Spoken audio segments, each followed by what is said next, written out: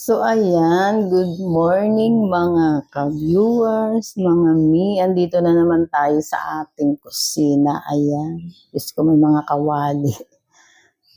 Ayan, meron po tayo ngayong lulutuin na naman. Ang ating lulutuin ngayon ay bulalo. So ayan, namalingki na po kami ng aking partner. Ayan, ang aking husband. Para sa ating lulutuin. So, ayan. Hugasan na natin. Pakita ko sa inyo ang ating lulutuin ngayon. Ito yung aming pinamili. Ang ating isasahog ay pechay, corn, tsaka patatas. Ito na ba? Patatas. Meron dyan patatas. Kompleto na yan. Ngayon, may patatas dyan. So, ayan. Umpisahan na natin isa lang. Una muna, palambutin muna natin itong baka. So, ayan. Kasi frozen pa siya. Kukuha lang natin sa ref. Palambutin natin. Hugasan natin yan. Ha? Ayan. Ito na yung ating mga isasahog sa bulalo. Ayan. Pechay. Paborito ko yan. Paborito namin. Ayan. Meron tayo ditong dahon ng sibuyas, masarap yan. Tapos mais, and then ang aking paborito ng aking anak pag kami ay nag-aalaga ng baka, ang potato. So, ayan, yung mga ingredients na rin tayo. And then, pinapakulo na natin ang ating baka. Ayan, pinapakulo na natin. So, ayan, alisin po natin yung malangsa. Pag kayo maglalaga ng baka, aalsin nyo po ito, malangsa yan. Yung subo, busa, Yan. Bago nyo timplahan ng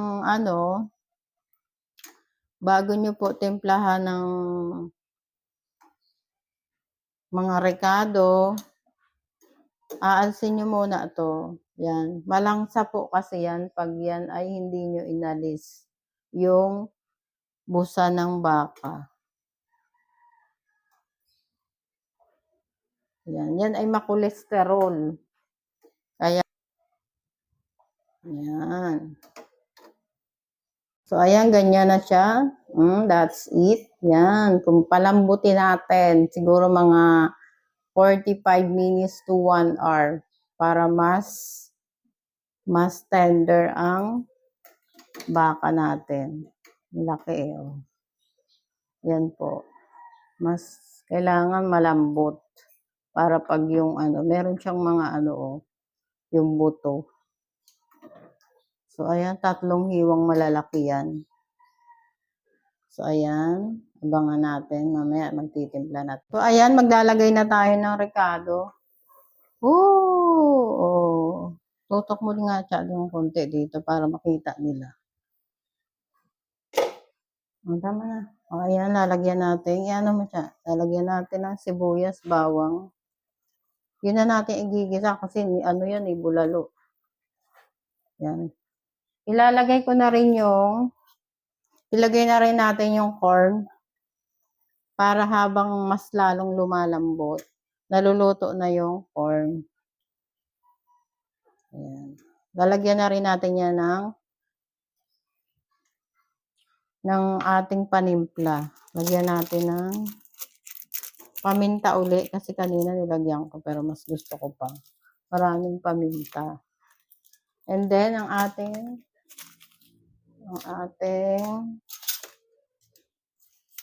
pampalasang Ayan, pampalasa. Kunti lang. At yan ay napakasarap na. Ayan. Ayan. So, ayan, lalagay na natin ang patatas. Patatas na paborito ni Shana. Ayan. Kasi, malambot na ang baka. Mas lalo natin papalambutin yan. Yung umaalsa sa laman. Kasi yun ang gusto ni Papa. Umaalsa daw sa laman. So, ayan. And then, takpan natin ulit. So, ayan na. Ayan, naghihiwalay na siya sa laman. So, ilalagay na natin ang ating pechay. Dami ng pechay. Kasi mamaya yan, liliit na yan. Okay na siya. Ating bulalo. Ayan. Bulalo. Laki ng buto. Ito yung buto niya.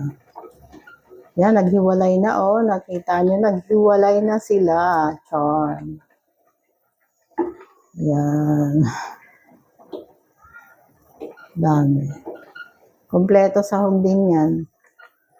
May patatas. Paborito na siya. Ayan, tatlong ano yan, malalaking hiwa po. Ayan, hindi na natin masyado mahalo kasi ano na, marami ng gulay. So, ayan. Ang ating bulalo. Ayan, sabaw, oh. Medyo umaano-ano na yung kanyang mantika. Yan, sabaw. Alsahin natin. Yan ang ating bulalo.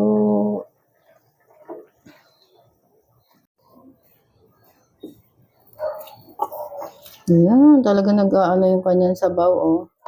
So tender. Tender, loving care. Ang daming gulay ha, kumain ka ng gulay. Tapos yung iyong paboritong ayan. Yan, mainit-init pa talaga. Oh, mainit pa talaga. It's so hot. Ang sarap ng sabaw nito.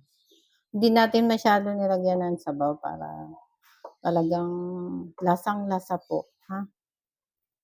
So, ayan. Maraming salamat.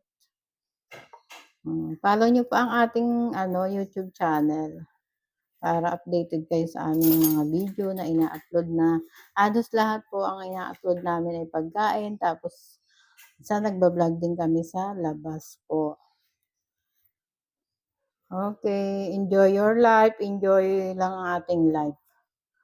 Magluto din po kayo. Salamat. So, ayan.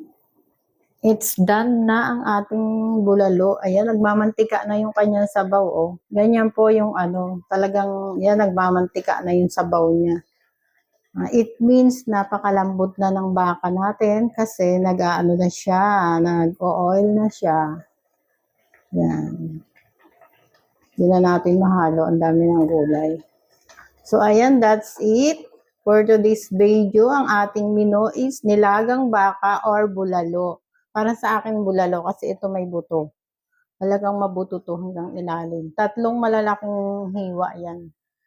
Mga madam, mga ka-viewers. So, follow nyo po ang ating YouTube channel, Rodin Bella TV Vlogs. So, ayan, para updated kayo sa aming video na lagi namin i-upload. Maraming salamat po sa nag-appreciate ng aming mga video. Maraming salamat. God bless you all.